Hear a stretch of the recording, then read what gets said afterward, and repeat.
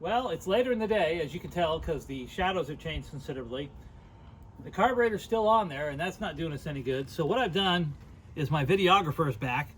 I've undone the bolts and undone the basics. We're going to get the carburetor off now, and we're going to take it to the workbench and see what's going on. What I'm afraid is the floats are stuck. So let's take a look. The first thing we have to do is remove the heat tube off of the choke. And like I said, I've loosened this stuff up.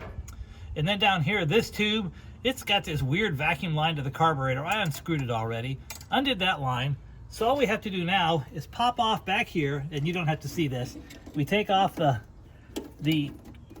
line for the accelerator cable, and then since I've already got the bolts off, the carburetor should just lift off. Come with me.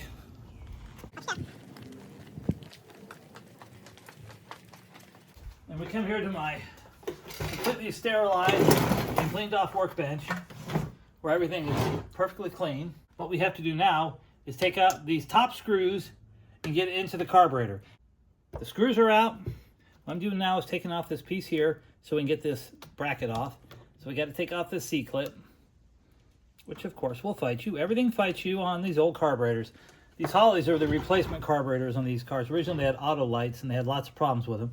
So they stuck these on there. So now let's see what happens when we try to remove the top. There we go. Hopefully the gasket comes off in one piece. All right, so like I figured, we're going to be fighting these things. So we'll get this one off. That takes care of that. Now we got to get this one in the front off. And I think what we have to do here is undo that little nut. And since I don't have any other tools on me, we'll just go with this. Let's see, can I get that off any other way?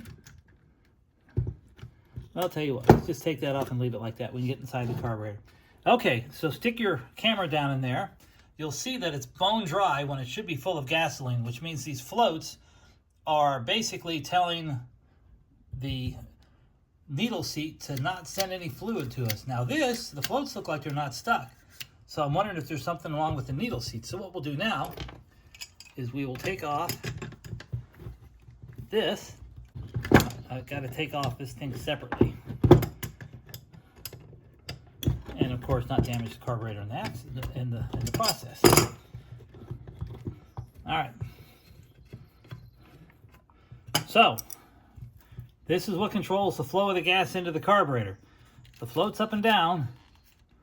When the floats are all the way up, it means the carburetor is full. It's supposed to turn the valve off. When the floats are down, that valve's supposed to be open. There's no valve, there's literally no gas in this carburetor at all. So we need to see why, what is going on. And since I am not that familiar with this carburetor, having only worked on it once before, this might prove interesting.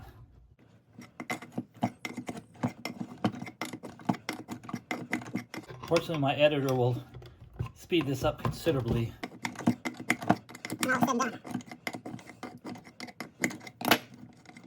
All right, so there's your valve. And we need to figure out why we are getting zero gas flow through it. So let's blow on it. It's completely stuck. No gas is flowing through. So now we have to figure out why.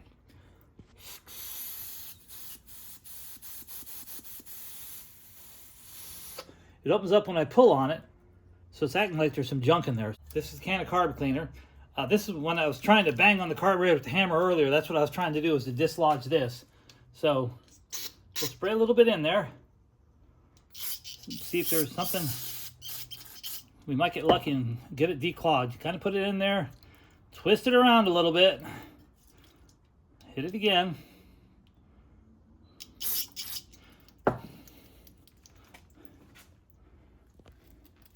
Spin it around a few more times. It's opening and closing okay now, at least at that angle. I'm putting a lot more pressure into that than it would get from the actual gas line coming in. So when it's sticking, it's sticking. So we have to figure out why and see if we can get it unstuck. Let's try again here. Let's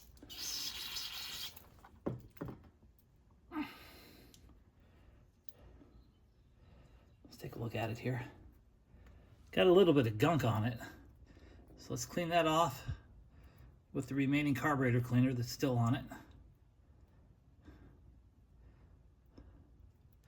And we'll clean off the inside of this again. Actually, it looks a little dirty in there. And the fuel tank was replaced a few years ago, but there may very well have been some goop that got up in there. I got it cleaned out. It's still a little stiff, but there was definitely some gunk in there. So what we'll do now is we'll go ahead and put it back together again. And based on what I'm seeing in here, it looks like this part of the carburetor is working okay. It just needs gasoline. So, put it back together. Here's how we'll test it. Once we get this on, a little tricky because this thing is still attached. We're going to see if we can blow through it and lift the valves of the floats up and see if it stops and if it opens.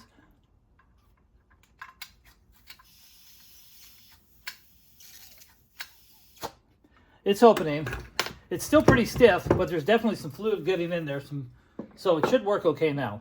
So let's get it back together again and get it back on the car. Okay, well, it's hotter than heck out here, but the carburetor's about to go back on, and we'll be right back to you. It's basically just the reverse of taking it off. Carburetor's back on.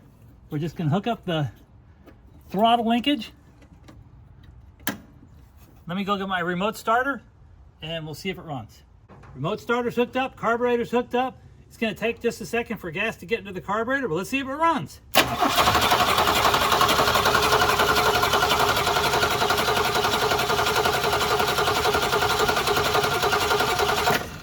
One more time.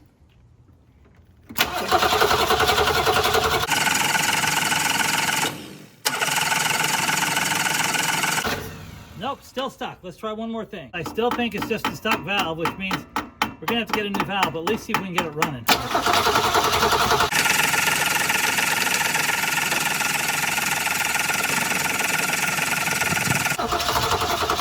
Almost! There we go, the choke is stuck open. So,